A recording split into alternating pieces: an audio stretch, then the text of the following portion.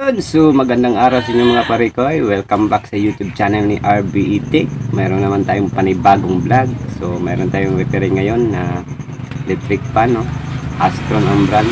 So, sabi na may-ari, nagyan na ng oil tapos stock ball na. So, mga ganito, may kalimitan nito, mayroong tama yung bushing niya. So, ano pang inintay natin? Umpisa natin. Let's go! So ito na pare ko So paano natin malaman kung good yung motor niya? Malaman natin yung bushing lang yung tama niya. So ganito na pare ko naka times 10 na ako. Pag tumakbo tong tester, pag ikotin natin 1, 2, 3, okay yung motor niya. So yan. So ikotin ka dito. 1. So tumakbo. 2, 3. So okay yung motor niya. So ang problema ito nasa bushing. So yan. So ganito na mag-test ng pare kaya kung okay yung motor niya. Walang problema. Kasi kung kundi yung thermal fuse niya hindi tatakbo to. So yan, yung problema nito nasa bushing at shafting. So umpisa natin. Let's go.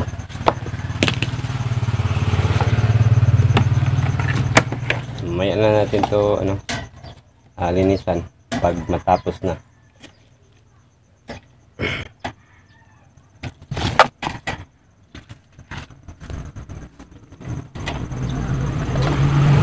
Astron ng brand ito, Astron.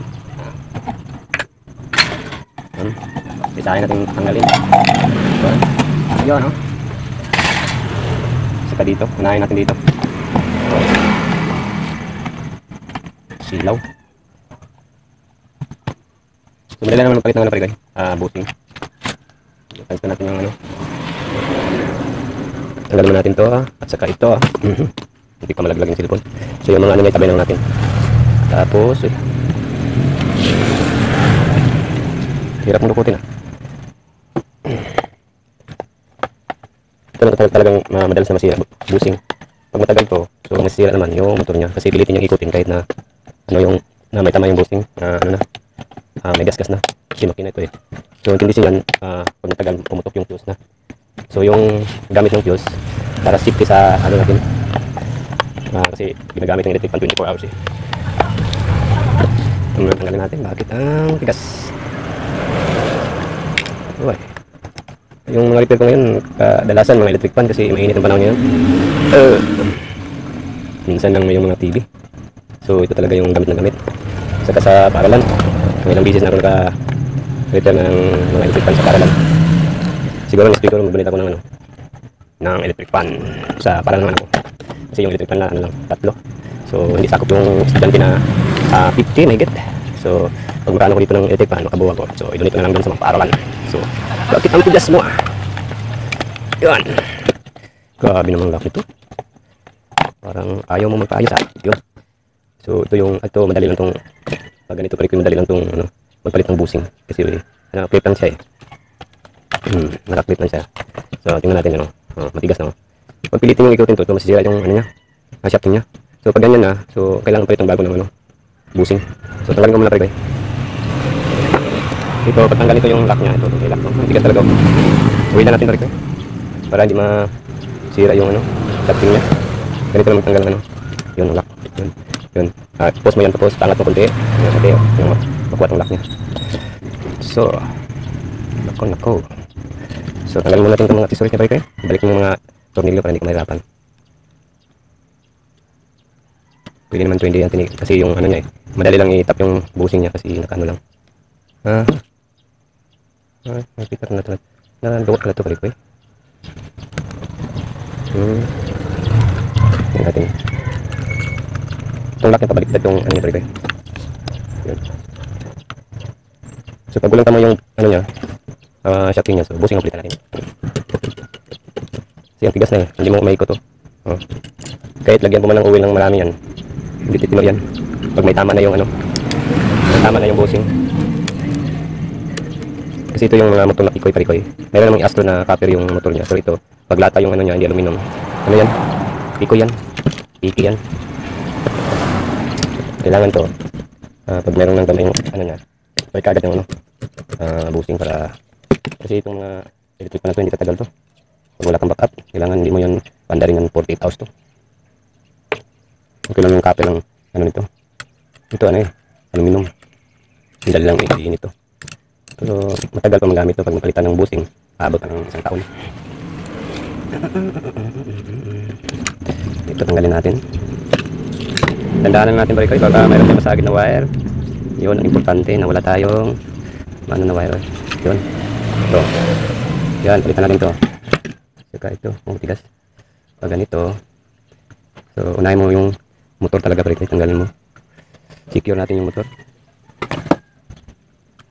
Yan. Saka dito yung capacitor. Yan. Kasi wag natin pilitin na hugutin kasi ano na eh, may lamat yung ano niya. Yan. Dito talaga. Huwag natin pa ano sa kabila. Importante yung motor niya pre kasi ano pa to yung motor eh. Okay pa to. Balik natin. Nako. Ang tigas. Nako. Ito, tanggalin talaga to para maglagyan natin ng oil.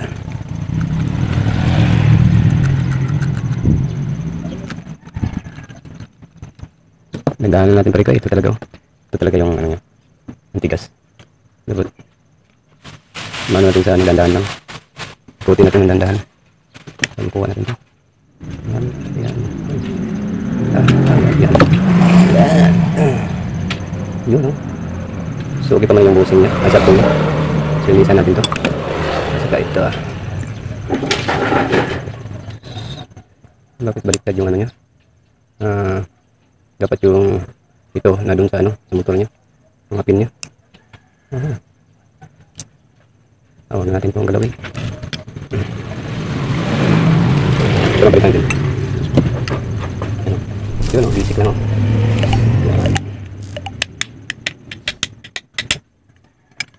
Yan. Sa mga ganito, lagyan natin ano, filter ng sigarilyo. So ito, wala natin. Ito.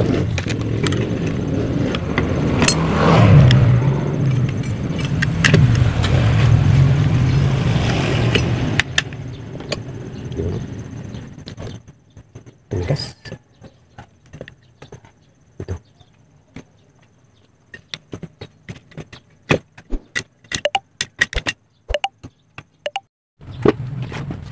Kasi ito yung busin natin break na bago. So, 6 na lang pang piraso pala ito. Kailangan makabigyan ako ng ano, stock na. 6 na piraso na lang pala. So, ito yung bago. Ito yung sa kanya. Tapos, yung shafting niya, okay pa naman. Wala pa mang gasgas. Malaman mo yung pag ganyan mo sa kuko. Pag masabit yung kuko mo. So, may tama yung shafting niya. Ito na wala. So, okay pa to. Maglinis na itong, linisin mo ito ng papililiha. Yung manipis lang. So, ito. Galit natin sa ano nang lagayan ng oil. So, itong filter ng sigarilyo. Yan. Ito lang. Para mayroon na siyang lagayan kasi yung lagayan niya wala na, pudpud na. So ito, ang unang rito. Saka ito. Yun. Yan lang. So ito yun, mga DIY na, no? Lagayan ng oil. Saka ito. Tapos, ito yung lock niya. Pag ano mo, click mo na lang. So, wala na. Yan. Tapos press na press to pre-koy para hindi alog. Pag alog to, ano yung job dyan. So ano natin?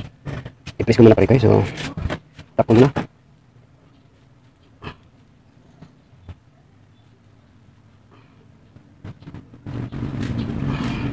Yan na. Press na press. Oh. Kahit alugin mo. Put dito, lalayan mo lang. Ano, para hindi niya matanggal. Yun na. So, ito dali lang itap yung ano, yung ibang klase na ano, lock, mahirap. So, ganun din sa kabila.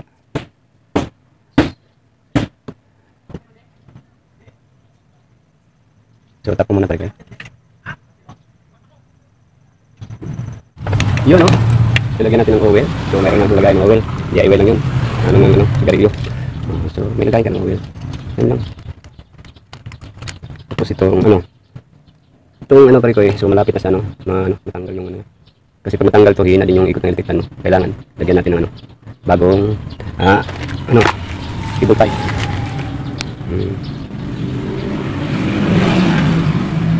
So, let's go. Dito lang tayo sa may cable tie. Baka mayroon tayong masagid na wire dyan.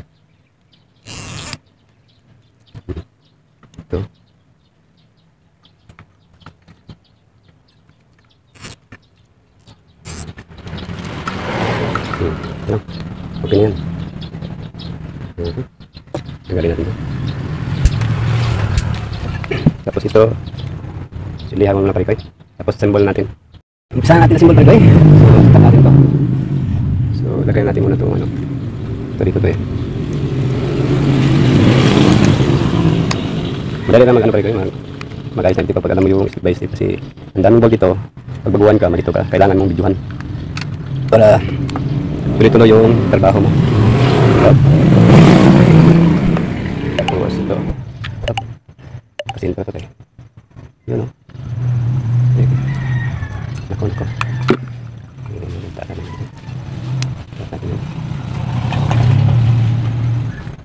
Yun. Patay. Baba natin. Baba natin. Ito lang. Kailangan wala kang masagi dito na no. So, let's go. Yan. But, may pasok na to. Ano? Ano? Yan. Yan na. So, ito may oil na to. Nalagyan natin ng oil. Yan, okay na. Ano? Kailangan maikot mo yan. Pag ganito, kailangan yung play nya hindi masyadong mataas. Kailangan ano talaga sa ano nya.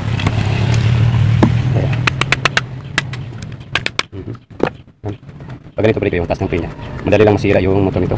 So may spacer ka, lagyan mo ng spacer. Ganito mag-set up ng ano pala ko. Kasi pag mataas ang play, madali lang masira yung motor nya. Kailangan yung play nya ano lang, sakto lang. Parang ganito, ang taas pa rin. So dalagdag ka naman ng isa. So ito yung ano, kasi pag babayaan mo yan, ang ilang araw yan, balik back job yan. Ito lang, kunti lang. Yun lang. Tapos sarado mo na bago mo ano, pupukin lang para mag-straight yung ano niya, align. Pero may yung ano sa electric motor, kailangan alam mo yung pag-align. Pag hindi mo alam yung align kasi hindi ano, mga parikoy, so sit up natin no. Ano natin? Symbol natin parikoy. Ito. Malinisan na to.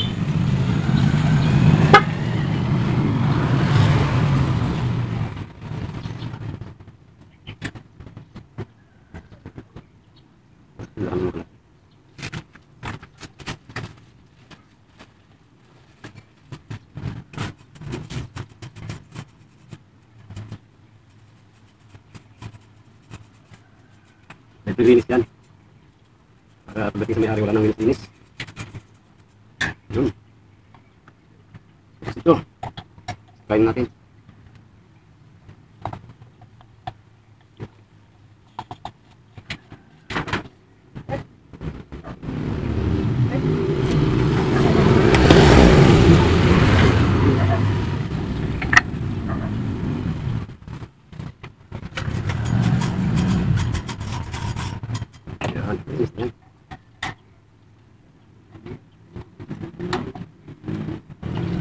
Testing natin parikoy. Let's go. Wow. Wow, lakas. Yun. Sobrang lakas. Yun, umandot yun. Sobrang lakas. Yun. So hanggang dito na lang yung vlog ko. Maraming salamat sa inyo. Kung hindi pa nakasubscribe, please subscribe sa YouTube channel ni RBE. So maraming salamat. Thank you very much.